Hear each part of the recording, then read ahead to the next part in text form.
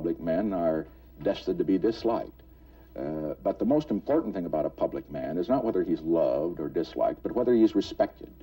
And I hope to restore respect to the presidency. If a policy failed on the basis of considerations which you should have known, but didn't put before him, in other words, if you were loading your recommendation, I think he would consider that an unforgivable mistake. That's a question that comes back to this whole cover-up thing. Cover up what? The White House had no interest, as such, in covering this thing up. Those and other candid moments from the Nixon years is what 60 Minutes is all about this evening. We begin that night in Miami Beach, August 1968. The cameras of the three networks were focused on the Republican convention, watching it choose its candidate. 60 Minutes was not in the convention hall that night. We were in the Hilton Hotel in Richard Nixon's suite.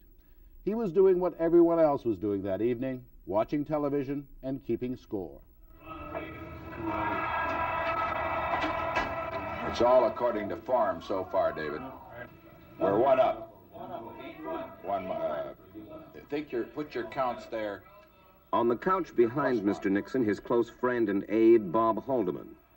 That's his longtime secretary, Rosemary Wood. In the foreground, the Nixon House conservative speechwriter Pat Buchanan. New Hampshire delegation, the first to be chosen to this convention in a great... Greeting Mrs. Nixon, key staff member Frank Shakespeare. Is proud to cast its 8 votes for Richard M. Nixon. That's where it all began. That's right. National... Alternate Delegate George Jensen. Richard Nixon. Delegate John D. Gallagher. Nixon. Hey, this is marvelous. They told me we'd get 17. Delegate Robert L. I think we The youngest delegate of the New Jersey delegation cast its vote for the next president of the United States, Richard Nixon. We got 18.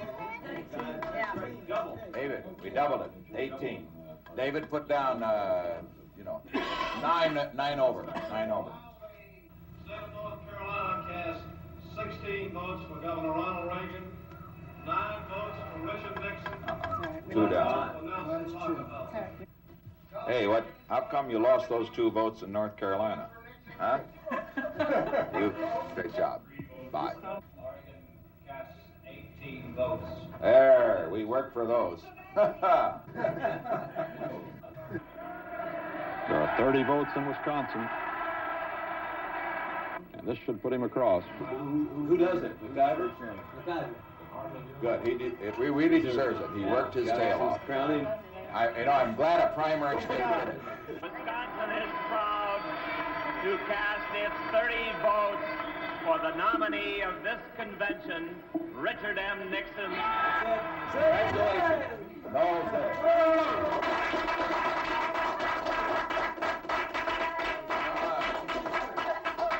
Sit down, get to work. Thank you.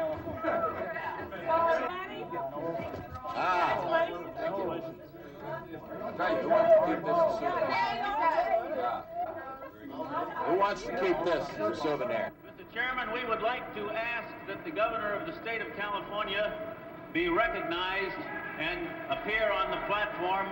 What's his problem? Governor Reagan, as you see, is just a No, honey, he's got to make his, throw the California thing in, make it unanimous.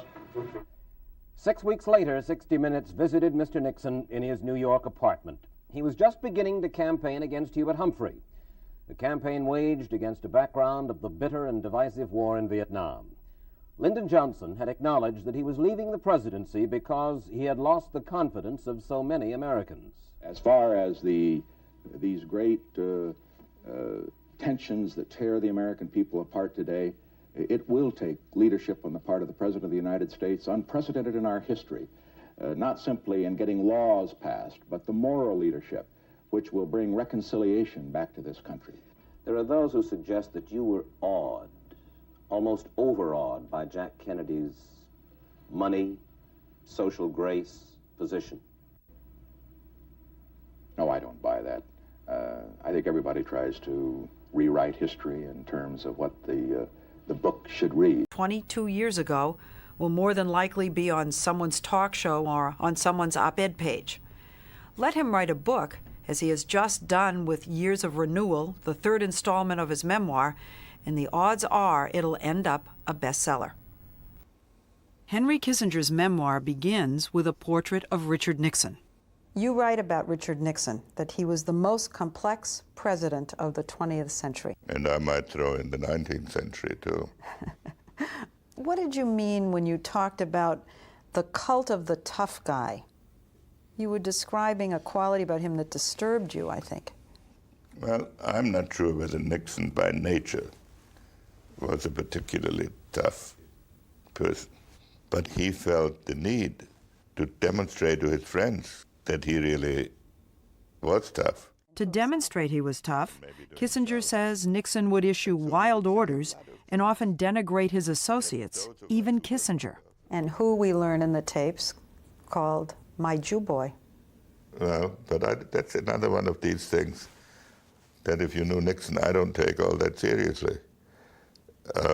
Why not? It was showing off to his Orange County buddies. But when Nixon made impulsive decisions in foreign policy to show off for his buddies, Kissinger says the staff learned to ignore the orders. He was capable of firing off a whole string of orders, which in foreign policy weren't carried out. Were not carried out. Well, you knew when you worked with Nixon what he meant. For example, in 1969, Kissinger called Nixon, who was with his friend Bibi Rebozo, to tell him of the hijacking of a TWA plane to Damascus, Syria. Kissinger writes, to impress Rebozo, Nixon ordered the bombing of Damascus, and the Pentagon began moving ships into place. And the next day, he didn't want to hear of this anymore. Here's the President of the United States issuing wild orders left and right. Not left and right. If you knew Nixon, you knew what orders to take seriously and what orders not to take seriously. That's crazy. But he needs to be judged by the major decisions he took. And those decisions he took very cautiously and with maddening deliberation. Kissinger thinks that this cult of the tough guy is what led to Watergate, that Nixon issued one of his exuberant orders and it was carried out. The essence of Watergate was best summed up for me by Bryce Harlow, who was a wise old man around Washington.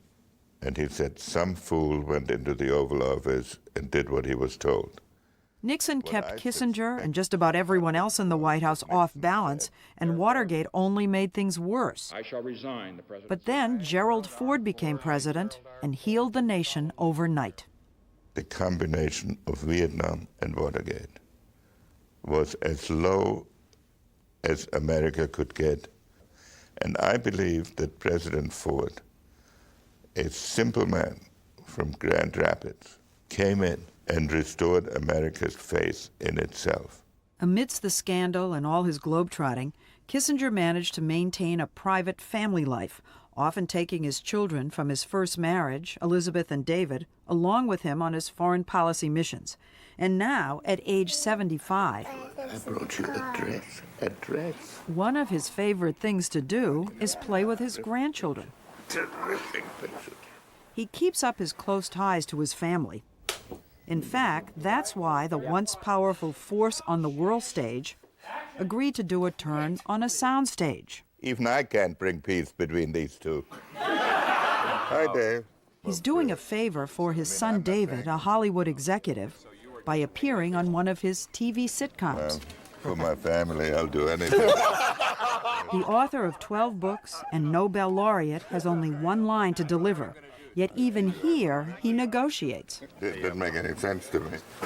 He's also teaching again. The professor, who used to teach at Harvard, now goes back to poor neighborhoods in New York, like the one he grew up in, to teach inner-city kids. Today, he's at Cardinal Hayes High School in the South Bronx. When I came to the United States, I was 15 years old. And we had 3 rooms, and we had 2 people in each room. So you probably know some of these conditions. This is where you lived. This is the apartment you moved into very soon after you got to the United States. 1938. Your mother?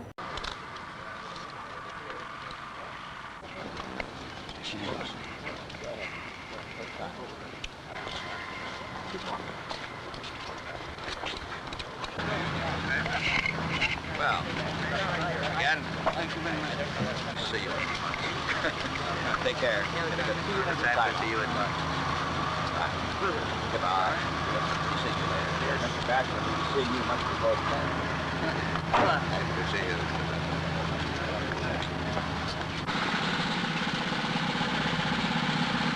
With regard to disengagement. Consequently, at their request, I have asked Dr. Kissinger, when he completes his trip to Mexico City, to go to the Mideast again, where he will meet with the Syrians and with the Israelis, with the objective of getting talks started with regard to the problem of disengagement on the Syrian front. In addition to that, we discuss other matters of mutual concern, having to do particularly with the need to have a permanent settlement in the Mideast. Last night, and when he arrived, he met for a little over an hour with President Nixon here at the Key Biscayne compound. General Haig flew down from Washington and participated in the meetings with the President and Dr. Kissinger. The meetings started this morning at shortly after 10 o'clock and are still underway. Following today's conferences, General Haig will be flying to Southeast Asia for discussions with President Thieu. While in the area, General Haig will also meet with leaders of Laos, Cambodia, and Thailand, and will then be returning to Washington.